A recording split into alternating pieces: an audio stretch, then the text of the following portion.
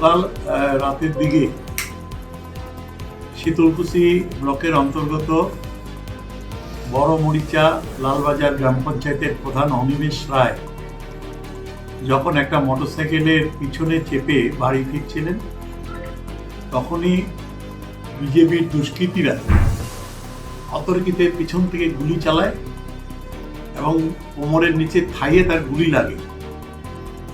তিনি লুটিয়ে পড়েন। চিৎকার চেঁচামেচিতে লোকজন জড়ো হয়।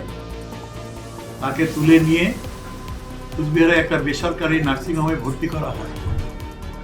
আজকে তার অপারেশন করে গুলি বের করা হয়েছে। মৃত্যুর সাথে তিনি সেই বেসরকারি হাসপাতালে পাঞ্জা লড়ছেন। আমাদের পুলিশ তদন্ত করছে। আমরা আশা করছি দ্রুত এই আসামিরা গ্রেপ্তার হবে এবং